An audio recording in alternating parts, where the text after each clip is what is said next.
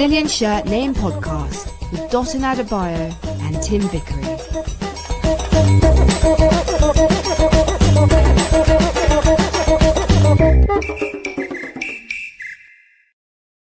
Oh my goodness, what a difference a day makes. We spoke yesterday, of course, with the Brazilian Shirt Name Podcast, and today we have part two. Brazilian Shirt Name Podcast, Wednesdays and Thursdays from 4 p.m. UK time. On Thursdays, we do what we call a Global Soccer Interactive, which is that we welcome you to join us in the conversation. And you can do that by getting in touch in the chat box to the bottom right-hand corner of this screen. If you're watching us live and direct, then do tell us what you think of what's going on, the conversations we're having, but also about the pod as well. And by the way, do subscribe. Don't forget to subscribe. Give me a thumbs up on that, Tim Vickery. Subscribe, yeah? Great. And Theo Delaney from I even did one. Yeah, thank you very much. We really appreciate it. And do join our WhatsApp. You can put your as well. away now, Theo. Yeah. Well, no, not quite. No. Both of you have got to stick your thumbs firmly in your mouths for this one because, as I said, what a difference a day makes. When we were speaking yesterday, Tim, you couldn't wait to stick it into me about my prediction about Liverpool may as well give them the title at the beginning of the season because I'm Nostradamus and I know what's going to happen and you've never let me forgive it. However, there was another one of my predictions which I made about the same time. And I think it's to do with a certain manager who's lost his job. Sean Dyche at Nottingham Forest. What do you think of that? Surprised, actually, because the results...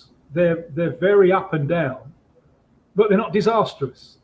I suppose the patience of the owner was tried by the fact they couldn't get one in against Wolves, but it hasn't been a disaster, has it? So yeah, I was, because he is a man for the battle, isn't he? For appointing him was the final recognition that last season was an anomaly. And they're in a relegation battle. So, yeah, I was a little bit surprised by that one. Do you see what I did there, Theo? I lulled him into a false sense of security and hope that we would concentrate on Sean Dyche and Nottingham Forest's woes. But, of course, the last 24 hours has been a tale of two managers, one of which I questioned whether he should be there. And I think I predicted sometime about the same time that I predicted that you may as well hand the title to Liverpool in September, that this guy's a gooner or a goner. And it turns out that I was right about the Dane, the big Dane, Thomas Frank. The great Dane, yeah, or not so great Dane, yeah. Yeah, sad. It's happened again. And, it's kind of exhausting, emotionally exhausting, because we feel like it's a scratch record, it's a cycle. Tottenham Hotspur, massive club, best stadium in the world, best training ground in the world, huge expectations, great history. And the fact is that we don't pay wages to get the players that get you challenging for honours.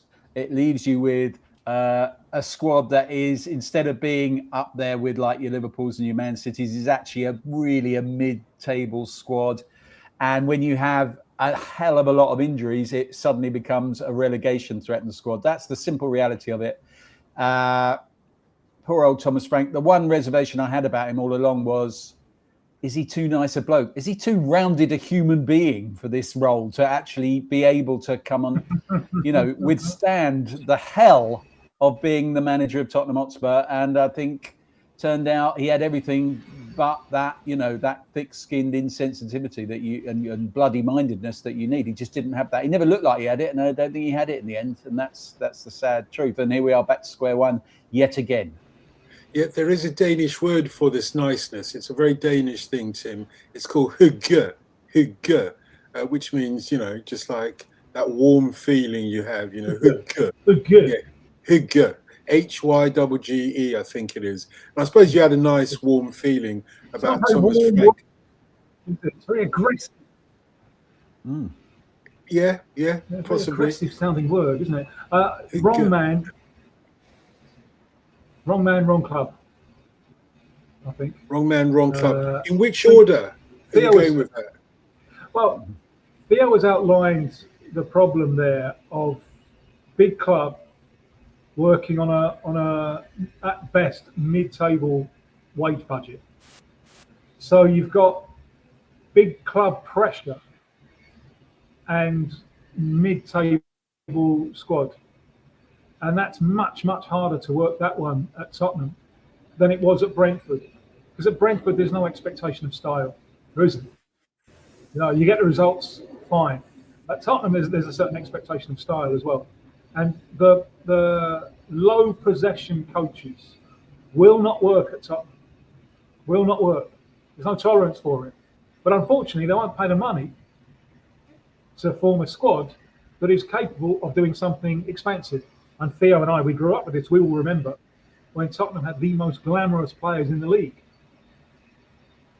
There aren't too many glamour players in the current lineup. And Andrew, you've seen the Postecoglou interview. He just nailed it totally. You know, you're surrounded at Tottenham everywhere with this. It's the motto, you know, in Latin. To dare is to do.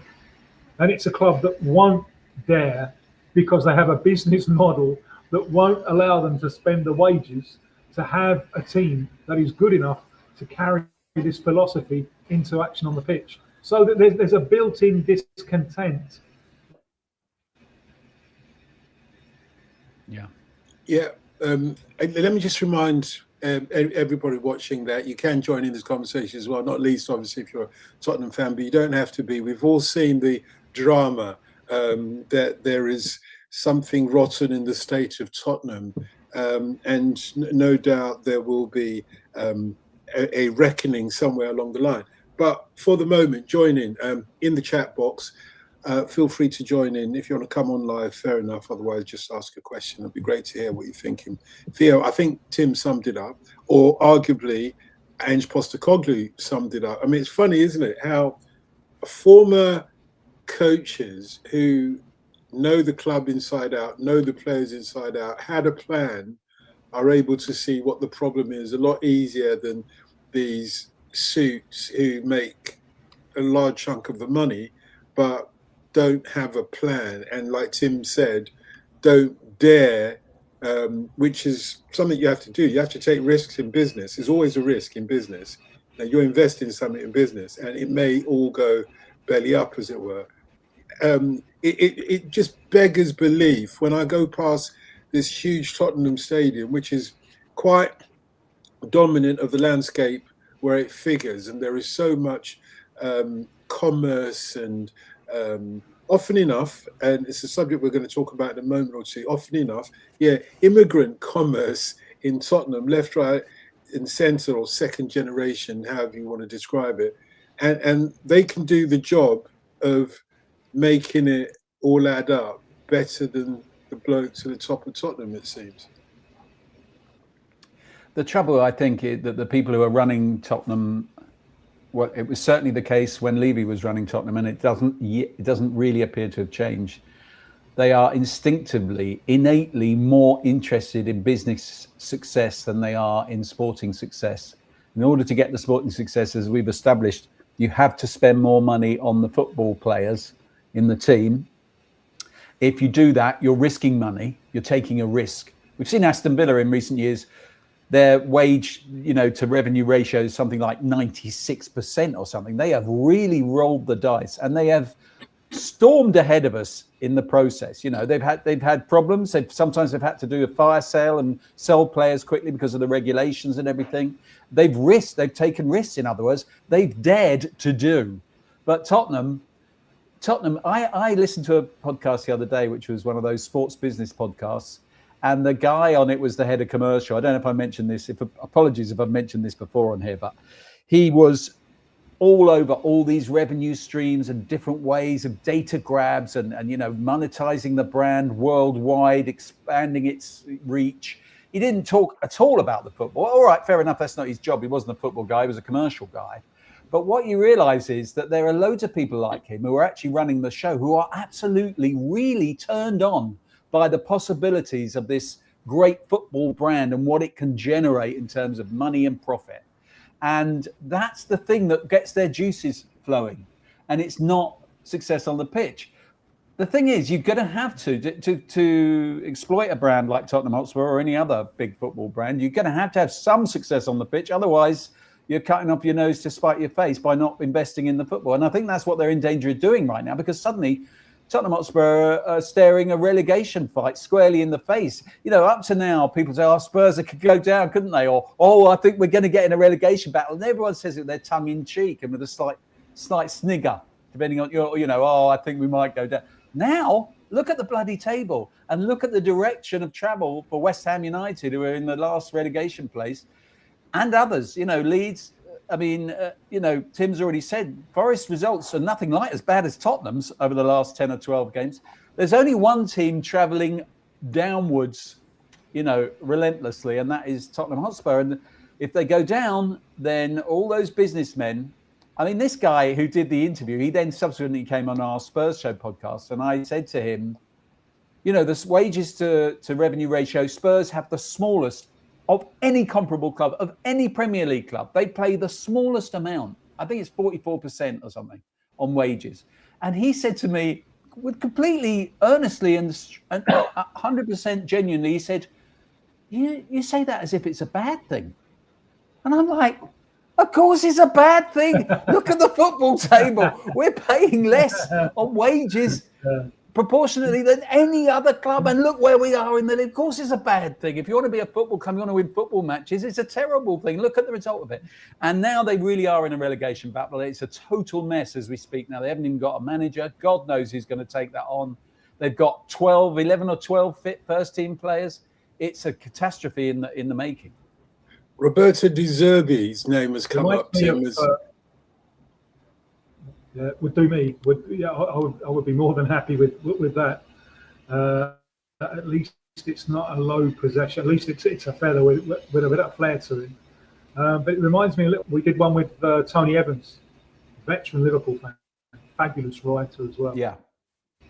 And he said that a few years ago, someone from the Liverpool hierarchy said to him, "You've got to stop thinking about Liverpool as a football club and start thinking about it as a content creator." And the fan doesn't want to do it. The fan doesn't want to do it. The fan wants to think about it as a football club, and the fan sees the football club and what happens on the field as the essence of everything that is subsequently generated as a consequence. One of the conclusions here is that rentier capitalism has created a business class who don't really understand a great deal about business. They are placed in a competitive environment. Hello, Mr. Ratcliffe. Yeah. Well, let's talk about Mr. Ratcliffe, the part owner of Manchester United, the chairman of Ineos, which is, as far as I can tell, just an asset stripping company, chemical company, you could say. But nevertheless, he's made his money cutting costs, let's say, at the very, very least. I don't understand business. I don't understand the economy better than anybody else. But I think that's a shortcut way of saying this is how you make your money. You realize your assets, you realize the maximum profits you can get from your assets, and you sweat it. And people know that. London's full of property developers. Everybody's a property developer now, because the simple equation in terms of London property market is, if you can find a ground floor flat or a house with a garden, go and just put an extension at the garden, because the increased usable floor space that you've got adds up to a certain amount of money. If you can build that less than the market rate per square foot in that area, you're making a profit. We all know how to do it. I'm just trying to say that. But where does your opinion, however good that may be, come into your business model, Theo? We've heard him over the last 24 hours.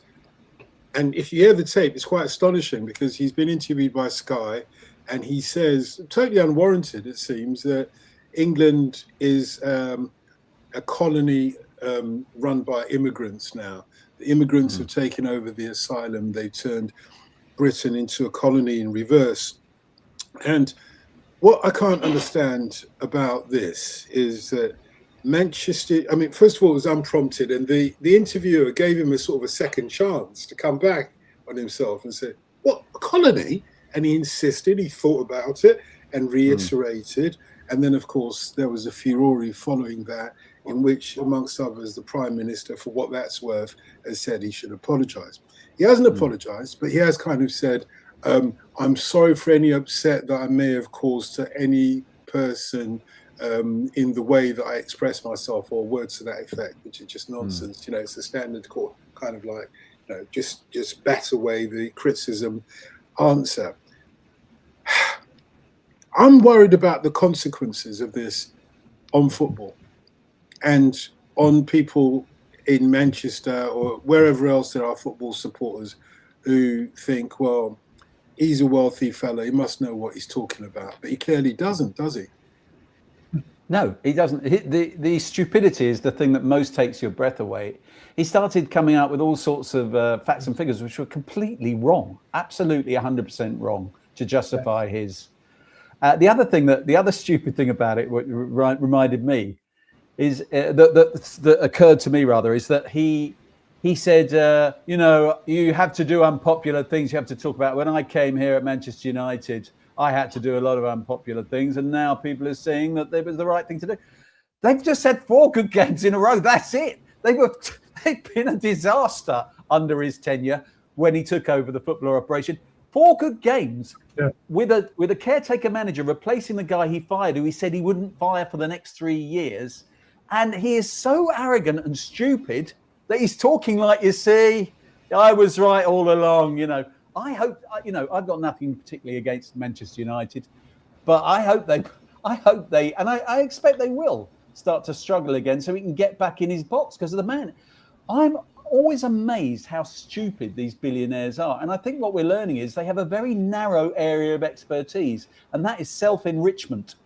Elon Musk, this guy Ratcliffe, they're idiotic. They don't have any wider perception of the real world and what people's lives are like. Yes. And they're so arrogant because they get so rich. They think, well, I must be extremely special because I'm so much richer than any of these other people. So I must know better about everything. They don't even know the bare facts. He couldn't even quote any correct figures about what he was talking about. It's absolutely astonishing, really. I mean, it's beyond not liking him. That's a given. I mean, you actually just think, the guy is idiotic. He's not even that bright, you know.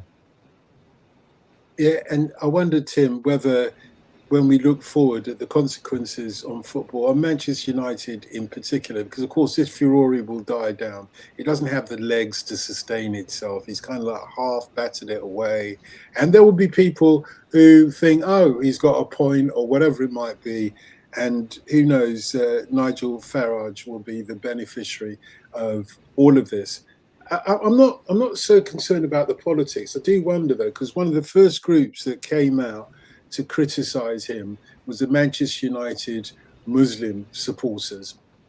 And you can imagine what they're thinking now. You know, we invest in this club ourselves, and we, if you like, tie ourselves to this.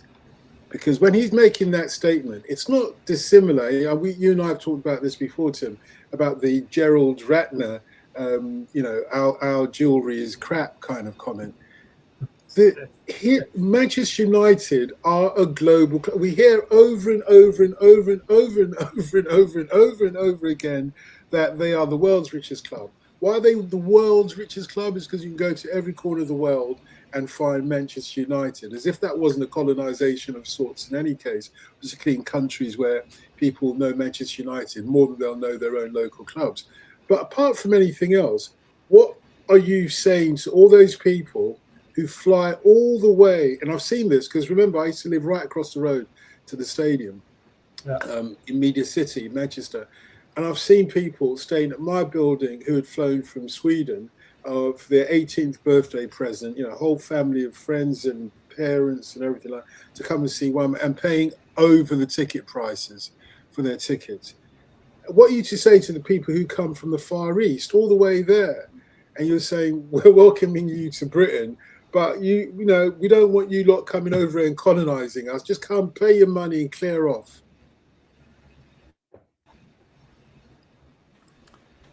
You don't want to pick up on that? Well, it's breathtaking, isn't it? And remember that Ineos or anything like that, he's a billionaire.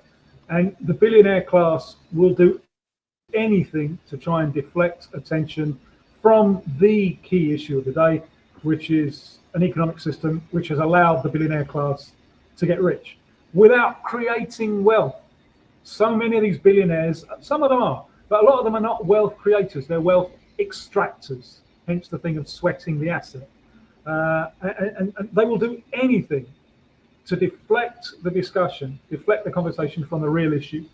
And the immigrant is the easiest target, isn't it? I mean, in terms of his ownership or his part ownership of United, as you said, it's a disaster. Disaster. It's a global brand. It's got to be inclusive. I always remember Bobby Charlton talking about being in the Far East, and United were playing in the middle of the night, and they scored a goal. And he saw people celebrating. He saw lights, people shouting and celebrating. 4 o'clock in the morning. And it's the moment when, for Bobby Charlton, the thing, everyone is welcome. Obviously, the centre of this thing is the city of Manchester, but everyone is welcome. And Ratcliffe has just said, no, you're not really, because his interests are a billionaire or are much, much bigger than his interests as a part owner of United. But you're absolutely right. The lie of he's been taking the tough decisions at United, he's been taking the bad decisions at Manchester United, the dreadful decisions at Manchester United, and now to have the arrogance to say that he's the one who's grasping the nettle and taking the tough decisions, and the stupidity of him. We really, really have to stop worshipping the billionaire class.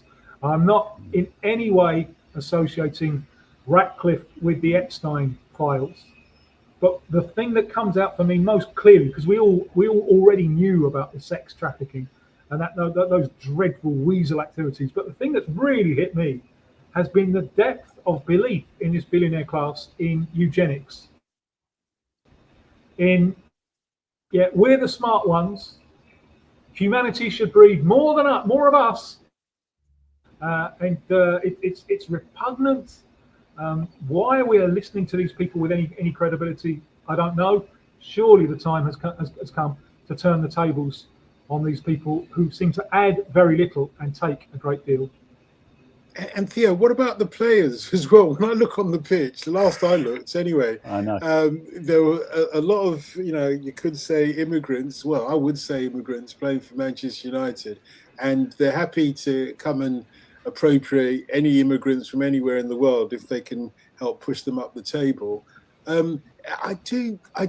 really am concerned for the soul of football, because what football has shown us over the last 20, 30 years maybe even, is that we can overcome all these differences, whether they be racial differences or xenophobic differences or however you want to describe an immigrant, and look at them as just a person, and they're represented.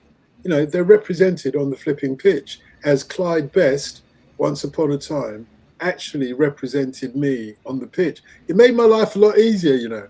You'll be surprised the amount of times me as a black person has been in a situation where somebody else in Poland, Oli Subedu, whatever his name was, Oli Subedu, Nigeria, and when I was stopped at the border of Yugoslavia and Greece and put in jail there for no reason whatsoever, but because there was a racist border guard there.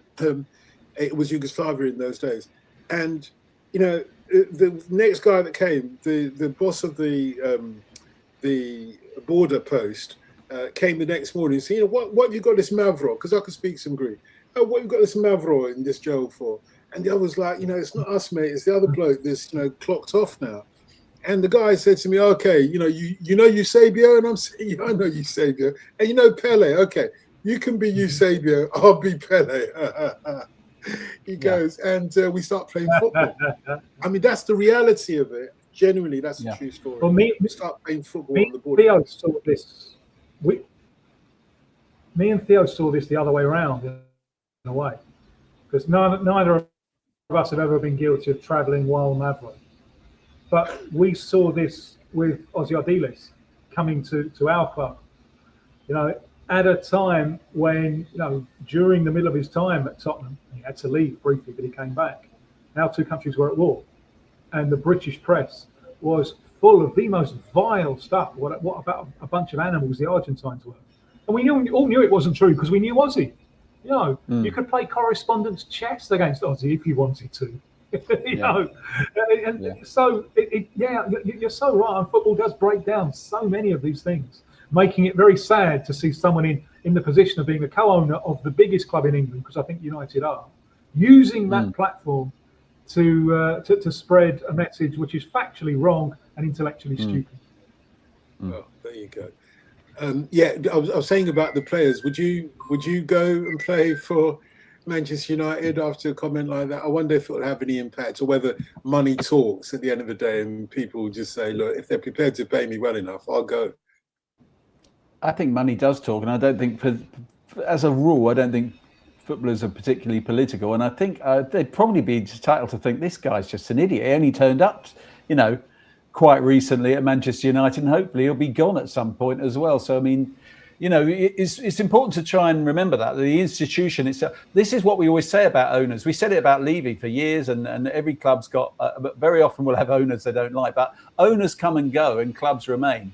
I mean, you look at Newcastle. Those Newcastle fans are having to sit there and hold their noses while people are in charge who execute people by the dozen every week. Who don't agree with them at home. So I think, I think players. I don't think it will make much difference. Whether they should take a principled stand is another matter. Yeah, and by owners, you mean the state, obviously the state of Saudi Arabia, just making sure we're all clear on that one. Okay, let's round this up by just rewinding and going back to what next or who should replace Thomas Frank at Tottenham. I mentioned Roberto De Zerbi. He's the bookie's favourite at the moment. He's coincidentally, obviously, left Marseille on mutual terms. Our good friend Andy Brassel reassures me.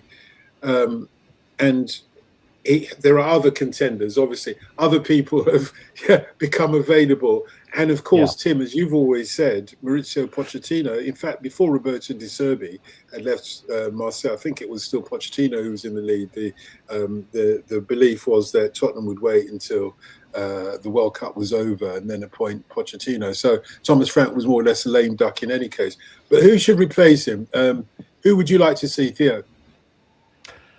Well, I think they should. I think what this club needs to do, obviously, is to completely change its approach and go big on getting players in and getting managers in. I'd like them to be talking to Xabi Alonso, who is, who lost his job at Real Madrid, but is still regarded as the hot young property, I think, in football management. I think they should be talking to people of that caliber.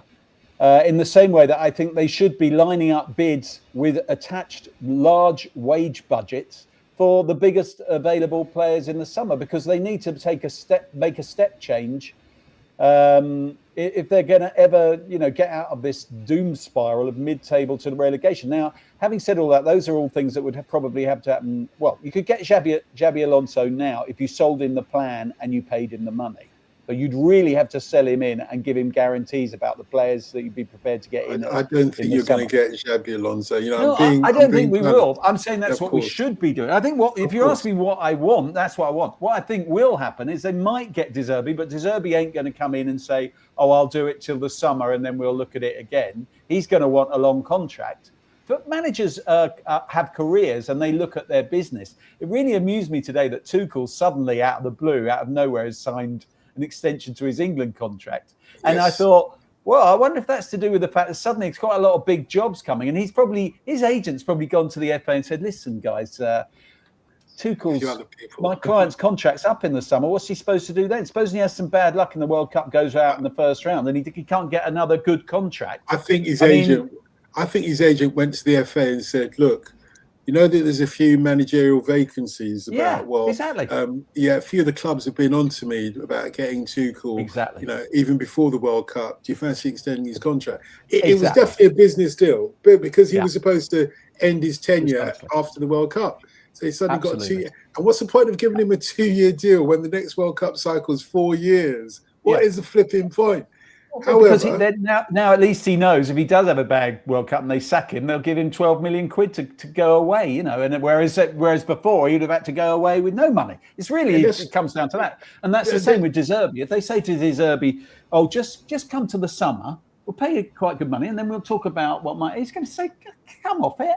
You're going to have to give me 3.5 years. I'll do the end of this season. Give me 3 more years, so that if it does go badly, or if you go off me, or you come with or something else, you're going to have to give me." I mean, I saw Henry Winter's podcast, and he was with Thursday. You know, he was the chief exec, I think, at Liverpool and maybe Aston Villa. I can't remember, but he's a posh chief exec type, you know, in football. But he worked out. They were saying, "What do you think he's got?" And they reckon that Thomas Frank probably walked away with 10 or 12 million quid in his back pocket.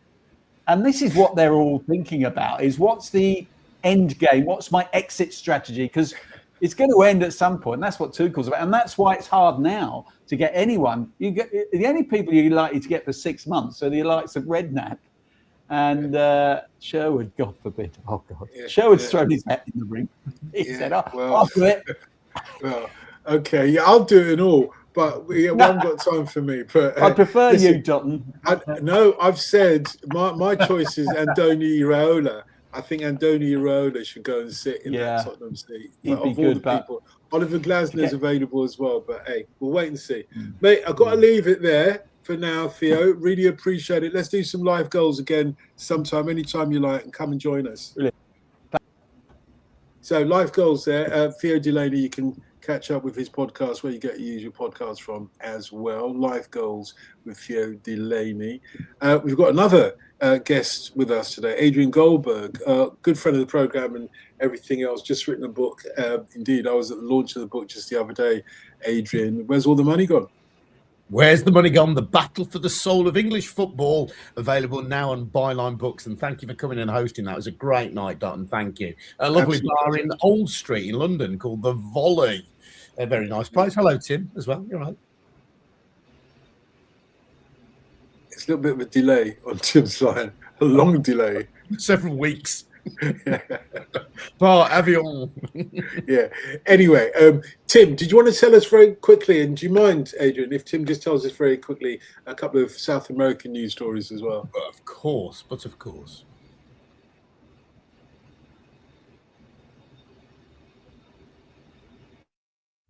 Is anyone still there? Or yes, you've all probably by the time that this delay is over, you've all shut down and gone and had a cup of tea, haven't you? Yeah, just a couple of things very, very quickly. One, I think, is a classic tale of the 21st century, which is that Neymar has unfollowed the Brazilian FA because they didn't acknowledge his birthday last week. They got no official birthday acknowledgement from the Brazilian FA. And so, in classic 21st century terms, he took the internet declaration of war, which is to unfollow them. Still not back playing, and won't play tonight for Santos because they're playing on a synthetic pitch, and he doesn't like him. So it looks like he's going to come back at the weekend, which means he's got very, very little time to get back in the squad for the friendlies in March against France and Croatia. And so it really is a race against time now, if he's going to make it to the World Cup, which is the remaining ambition of his career. Countless hours of physiotherapy and muscular work trying to get over the serious injury that he suffered in October of 2023.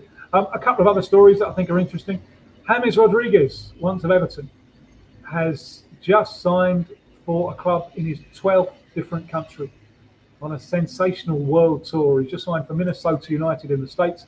This is important because although in club terms he's done nothing for years, the clubs, he's given them 2 moments of pleasure. One when they sign him and the other when they manage to get rid of him. But for the Colombia national team, he's still the main dude, and the team is all built around him, and it's him and Luis Diaz. So with 17 weeks to go to the World Cup, it's good news for Colombia that at least he's got a team where he can train and play now and again and do the odd thing, but really he saves it for the Colombian national team.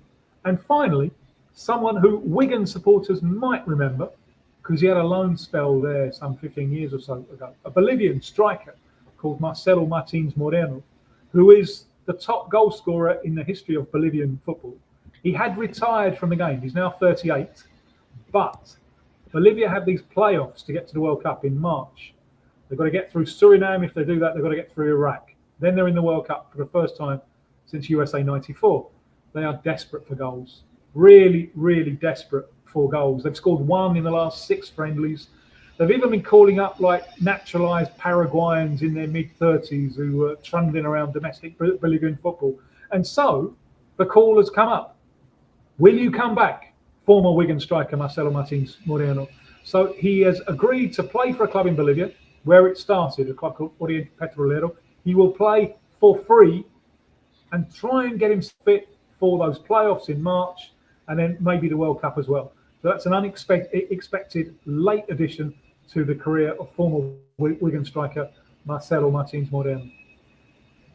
Okay, and if you unfollow me, Tim, I'm going to do the decent thing and just unfollow you back. That's my answer to that one. Adrian, you baggies in the Championship are like Tottenham in a relegation scrap. Yeah, well, it's a season that West Brom started with hopes of the playoffs. I've got to say, I did have one conversation, a phone-in I do through my Liquidator podcast, my West Brom podcast, in which I did say I feared the baggies might be in for a relegation battle because the recruitment did not look all that to me. And in the last couple of weeks, our sporting director, a guy called Andrew Nestor, who had been at the club for 18 months, has quit. And I think in Andrew Nestor's case, he didn't really have football expertise. He was a financial analyst who came into football, very much about the data-driven model of football recruitment. And in all that time, he didn't have a technical advisor, if you like, a head of football. He was effectively running the recruitment department, and it's shown. But it's a really fascinating relegation battle if you're not a West Brom fan. If you're just a neutral observer, I think we can all agree that at -7 points, Sheffield Wednesday are down. They're gone. Yeah. I think it's fair to say, sorry, Owls fans, you're gone. Technically, they're still in it if results go their way this weekend. Yeah, technically, but yeah, they're on -7 now, so they're a long way away from safety. They could win another 45 points, which would take them to 38 if they won all 15 of their fixtures, but I don't think that's going to happen. And then above them are Oxford, 28 points. Above them, Blackburn Rovers, 32. And then the teams just outside that relegation zone, Leicester City, 32. Obviously, they were deducted 6 points. Pompey on 33 and West Brom on 34. So it's West Brom, Pompey and Leicester. Does that mean that the mighty Charlton Athletic are safe?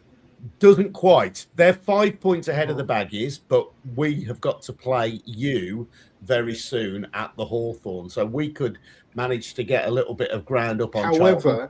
We have got a game in hand. Don't forget that. Well, there's a very important fixture coming up next week, Charlton against Portsmouth. So that's a real relegation cruncher. And you've also got to bear in mind as well down there, Pompey have got 3 games in hand on most of the teams down there. Now, Portsmouth thrashed West Brom the other week, and we were abject. It was a game, it was only the 4th game in charge for our new head coach, Eric Ramsey. And a lot of Albion fans wanted him sacked after that. It was dreadful. So Pompey have got a bit of that in them. They've won 2 of their last 6, and they've got these games in hand. So, and they've got a kind of togetherness, I think, as a team, as a club, as a city. I think Pompey under John Mousinho, other clubs might have got rid of him, because they're down there, but they're realistic about the squad strength and how much they can pay, and he took them up into the Championship. So it's quite nice, isn't it? Especially after the conversation you've been having about Spurs and all these clubs chopping and changing managers. Pompey is sticking with John Mousinho. John Mousinho is sticking with Pompey. And I think they've got enough games in hand to inch out of it. So then you kind of look at it, you think Oxford, it's great for them to be in the Championship, but the Championship is probably the height of their realistic ambition. They're 4 points from safety, won one of the last 6, probably going to go down. So then you're perming one of 3 from Blackburn, Leicester, or West Brom. They've all got problems. And Tim, I know you're a long way away from this, but as you look at it, would you rather be the team that's got financial problems, i.e. Leicester City, and you might want to tell us what those are in a moment or two, Adrian, or would you rather be a supporter of the team that has chicken farmers as owners, as is the case of Blackburn Rovers, as their fans have been protesting about for many, many years now, the Venkies? Which would you rather be? I know it's a Hobson's choice, Leicester City or Blackburn Rovers. They're both on 32 points. And they've both got memories of winning the Premier League, haven't they? So I really hope those fans enjoyed it while it lasted. I really, really hope so. There has to be an alternative model for this. There has to be a better. Adrian, do you think the German model is desirable and feasible in English football? I think it's very desirable. As a big fan of German football, there's no lack of, and again, in case people don't know what that is, by the way, there may be 1 or 2 viewers or listeners who don't know, but the German model effectively means that by government decree, football clubs have to be at least 51% owned by their fans. So you can be a private investor, you can put money into the club, but the overall sporting club to which you belong has to be 51% owned by the fans. So there is a level of accountability. Over and above that, though, you also have to meet strict financial rules before the season starts. You know, you can't start the season unless you put forward a sensible budget that is approved by the German FA. And I know we've got a football regulator coming in this country. We'll see how that makes an impact. But for now, you know, you can stay within the rules in the Premier League and still lose £105 million over 3 seasons, or you can be in the Championship and lose £41.5 million over 3 seasons under what are called profit and sustainability rules. Well, as my friend Charlie Methven often says on the Where's the Money Gone podcast, that's neither profitable nor sustainable. Leicester, though, have driven a coach and horses through it. And, you know, they've massively overspent. They massively overspent last time they got back into the Premier League. And on the latest episode of that podcast that I do with Charlie, he fears that if they go into League One, they could become bankrupt because the level of overspending, the scale of overspending has just been so vast over recent seasons. A Leicester fan told me, I've not been able to check this out yet, but that they've already effectively banked next season's parachute payments, that they've kind of got money back in advance for that. But obviously when the parachute payment comes in next season, it won't go to the club, it'll go to the person who's lent them the money. So it feels like a mess at Leicester. Leicester were 3-0 up, of course, in midweek against Southampton and lost 4-3. Recently sacked Marty Cifuentes as head coach. And I think they've got the most hangdog look about them. I think any of those 3 that I've mentioned, Albion, Blackburn and Leicester, could go down. But the Baggies, the last 2 games, we haven't scored. There've been 2 0-0 draws, but we have battled, which is something that was lacking. Leicester, if you lose a 3-0 home advantage, the first time, Dotun, by the way, in Southampton's entire history that they've won a game 4-3 after being 3-0 down. So, you know, that's terrible for Leicester. So, yeah, but it's 3 clubs with big problems down there. So which of those do you think will succeed and which of them will go down? Clearly, you've intimated that Portsmouth are going to survive. They're the strongest of those teams in that relegation zone. But out of Blackburn, Leicester and your own Baggies, if you're honest and unbiased. Yeah. Well, I mean, we have to caution it, Dotun. I mean, I think Oxford will go down, but they could stay up. I mean, they've shown battling qualities. They've shown battling qualities. They've drawn 2 and won 1 of their last 6. So, that they kind of haven't got the quality in the squad, but they've clearly got the battling mentality. And Blackburn Rovers have lost 4 of their last 6, but they recently sacked their head coach Valerian Ismail. So they're getting they won not the last game, but the previous one. Might get a little bit of new head coach bounce. Leicester 32. Pompey, yeah, you're right. I think they'll be all right. I think Charlton will be all right. But look at Leicester's running. The last 6 matches, it's been lost, 1 draw in the last 6. I mean, that can't be that. They're getting the wrong way. And I went with a mate to Albion against Leicester. I went to the home and away games at Leicester this season. But I remember really early on, we played them at home, and I went with a Leicester friend, and I said, "Oh, look at your squad. This is a decent squad." And he went, "No, they've got no heart." And but there's so and so. He said, "No, they've got no heart." And I have to say that has been borne out, and is borne out by the result against Southampton as well. So I'm going to put my neck on the block and say that, along with Sheffield Wednesday, valiant battlers, Oxford United. I would have said differently 2 weeks ago, by the way, before the Baggies' brief revival, which amounts to 2 0-0 draws. We could be in trouble because we can't score goals. But if you put me to the spot, Dotun, and I know you are. Of course I am. Leicester City. Yeah. And by the way, when I said they've only scored 1 draw out of the last 5 or 6 results, are those losses, the last 3 losses, are they based on the points deduction, or was that deducted earlier on? No. So that's separate to that. So I mean, oh my goodness, if Leicester had their 6 points, they would have 38 points. So they would be. They'd be between West Brom and Charlton, so that they wouldn't be doing particularly well. And as I say, they'd sacked Marty Cifuentes a couple of weeks ago, so that they haven't been doing well. But their form over the season suggests that they're probably just about good enough to stay up. But their form over the last 6 matches, that 3-0 to 3-4 surrender, suggests that something badly is up at Leicester City. And the Baggies, there's a bit of togetherness now following that. We got a great draw at Birmingham City the other night. I was at that, and the Albion fans roared them on.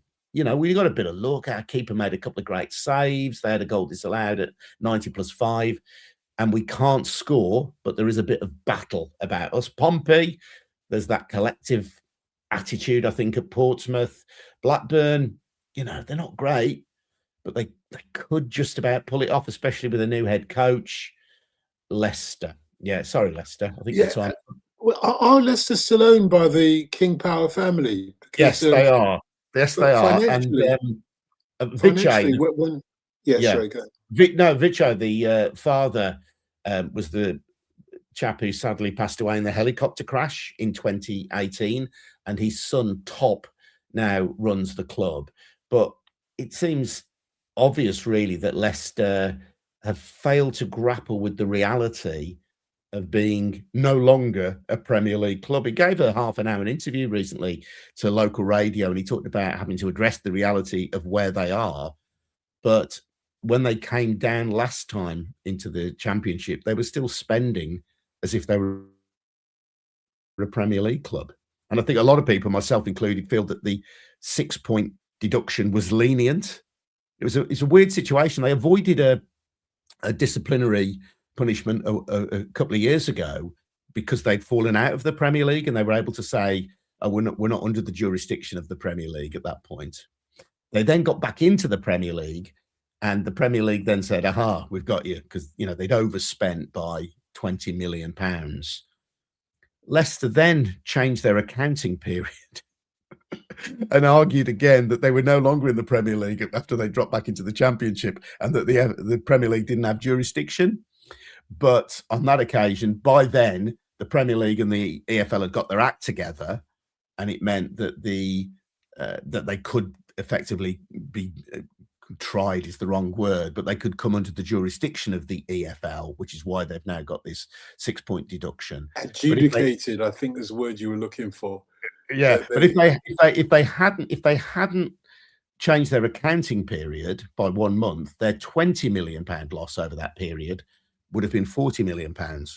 So it just shows you. And I mean, I've had conversations with, I mean, let me just say, Dotun, this is no reflection on Leicester City fans who, as so often here, the fans are the innocent party. You cheer your team when they do well, you boo them when they perform badly, and you hope better days will come. That's the reality for most of us.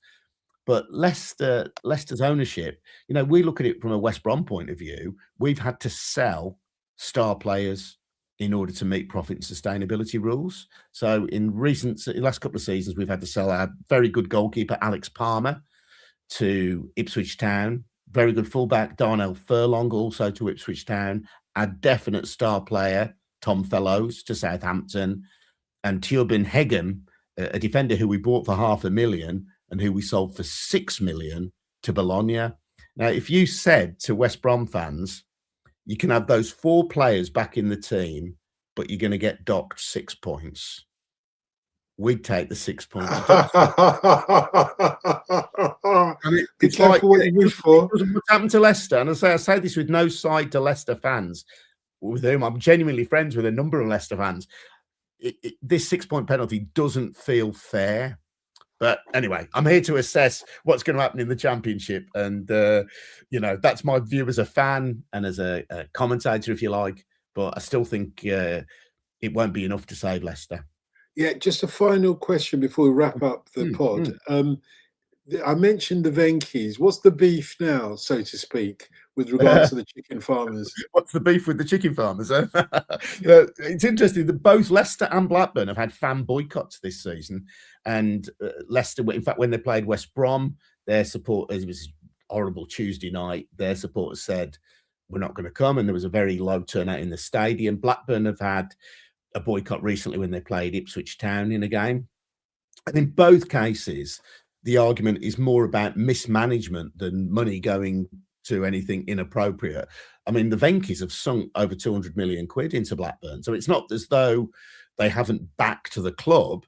They just haven't managed it very well. They spent this money and it's, where are you? You're 4th from bottom in the Championship. Same with Leicester, just been very, very poorly run. But the trouble is, and Leicester's the most spectacular example of this, Dotun, and something I reflect on in my book, which is that the rules at the moment allow owners, if they're very wealthy, to overspend like extravagantly, and at the end of it, it's the club and the supporters who take the hit. That can't be right. Mate, we've got a Leicester fan with us now, Paul, who can join us. Hey, Paul, how are you? Hello, all right, thank you very much. Yeah, so you've got the colours on, which is only appropriate. Oh, my word. You heard what Adrian said. You're the most likely to go down in that relegation pack at the bottom of the Championship. Is he right? All I can say at the moment is I've supported Leicester for 50 years and I went Tuesday night and I nearly threw this on the pitch at the end, to be honest with you. It's the worst we've ever been. I just need the owner now. He's got to be honest with the fans. From a lot of the reports I can gather, we're in deep trouble. If we go down into League One, I believe that we lose a bit of the parachute payment, which then we will struggle. We need to come straight back up because we're going to go down, whatever. That's my opinion anyway. The last time we went down was under Ian Holloway, and the last director there, Mandarich, said that he was going to be the next Harry Redknapp. Well, we got relegated, but them players that year have shown more of a fight than what these players have done. But I think it's misguided. Yes, we do need a decent manager, but I just believe that the manager would be struggling to take this team on at the moment. There's rumours flying around, the ex-England manager, Gareth Southgate, and where we're going to get the money from? Because if this owner's in deep trouble with money, which he keeps things to his chest, he's either got to sell this club up or, we're in liquidation, like Sheffield Wednesday. Well, sorry, Paul. Can I interrupt there? I mean, Sheffield Wednesday went into administration. I don't want to get all jargony on you, but administration means that there's an administrator appointed, and then the administrator tries to find a buyer for the club, and obviously at a cut down price and doing a deal with the people who are owed money. But Leicester, according to Charlie Methven on the last episode of our Where's the Money Gone podcast, said he feared that Leicester could actually genuinely go into liquidation because the amount that the club will owe will dwarf their income in League One. You might get a season in League One. If you come straight back up, you might be all right. But after that, and there's tough new rules coming in League One in terms of how much you can spend on your squad anyway. So Leicester's wage bill will bust anything that League One has to offer unless there's some drastic cost cutting. And where would that leave you? I'm not brilliant at maths, but surely over the last couple of seasons, if you've got your finance at, yes, you can spend 80 million. When was in the Premiership, they went out and spent 200 million. I'm not good at maths, but really, 200 million on an 80 million budget. What the hell is going on at this club? I really don't know. And I love this club. I'll be with it if we go into administration. If we go to League Two, I'll still be with the club. But my heart is not with the owners. Well, with the owner at the moment. And God rest his soul. Vichai, he wouldn't have let this happen. He would not have let this happen, and would have still been happy, family, beers and everything, what he was buying us and stuff like this. He would be turning his grave knowing what his lad's done. He's just too young to take on this, to be honest. One of the problems, businesses, but keep the football with the football. Yeah, one of the problems, Paul, is that King Power, as I understand it, the company in Thailand has had itself financial problems, and it came to a deal with the Thai government. And I think that the funds that used to flow into King Power are not flowing in the way that they used to, because the government's had to help out. It's therefore gets a little bit back. And so the money isn't there for King Power. But also you have to look, don't you, at top and say, how can a club which, in normal times, and I don't mean this disrespectfully, same as my club, you're a kind of mid-table, lower half of the Premier League club at best, except when you have an exceptional season or two. How can you have been spending at these levels and not adjusting to the reality of your situation? That's the bit that I just don't get my head around, Paul. The bit I understand as well, because my partner's brother lives in Brighton, and we have a good conversation. He's a Brighton fan, and the understanding is with Brighton, your Brentfords, your Bournemouths, they're not doing this big contract thing where. I mean, players at Leicester at the moment, Daka's on 70 grand a week. I wouldn't put him in Anthony Nomad's team in Leicester, to be honest with you, at the moment. Can't we do a thing like they do, where they're paying them like a bonus thing, where, if they come on the pitch thinking, well, if I score a couple of goals today, I'll get that bonus. Whereas if you're on contract, well, I'm on 70 grand. Who gives a damn if we score or not today? And this is the big problem. Maybe the route we've got to go is that route that Brighton and all the other teams are doing, And they're cutting the cloth accordingly, but we haven't, unfortunately. There was a basketball player called Wilt Chamberlain. I know it's a different discipline, but hear me out. Wilt Chamberlain, one of the most famous basketball players ever in America. This was in the 1960s. They called him Wilt the Stilts Chamberlain, but we won't go into that. In any case, he went to, I think it was Boston Celtics. I can't remember which team he was. He played for, I think it was Boston Celtics, whichever team it was. He went up to the management and said, look, hang on a second, I want a pay rise because, most of the people that come in to see us, they're coming to see me. And the bosses said, instead of giving him a pay rise, they came up with an ingenious plan, which is like, oh, do you reckon? You fancy yourself, do you? Okay, I'll tell you what we'll do. We will issue the tickets out at the normal price. And we will say, if you only came to see Wilt the Stilts Chamberlain, we're going to charge you an extra $5, okay? And all of that $5 goes to you. And that's how, I can't remember the outcome of it, but it's an ingenious way of sort of like saying, look, we're not made of money, but if you are worth what you claim you're worth, let's put it to the fans. Here's another one for you. I don't know if you know the stats yet, but if Leicester go down with Blackburn It's the first 2 teams that have won the Premiership and gone down into League One. There's another record for it. So we're breaking records, and they're all wrong. I bet there are loads more records where those came from. They're not all by Shawadi Wadi, who were from Leicester, obviously, and as is Engelbert Humperdinck, and many others, I'm sure. Listen, guys, it's been amazing. What can I say? But we should do this again, and feel free to join us anytime to talk about Leicester. And Adrian, of course, where can we get your podcast? Look for Where's the Money Gone, the podcast on Apple and Spotify and elsewhere. And the book, Where's the Money Gone? The Battle for the Soul of English Football, is available via Byline Books or at your local bookshop. Thanks a lot, and thanks to everybody listening and joining. Do remember to subscribe to the podcast, though, and do join us on our WhatsApp group as well. We're back next Wednesday at 4 p.m. See you later.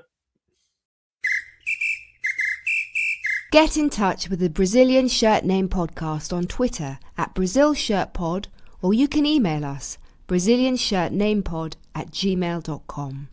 Thanks for listening. Don't forget to subscribe, rate and tell a friend. The Brazilian Shirt Name Podcast is an 1129 production.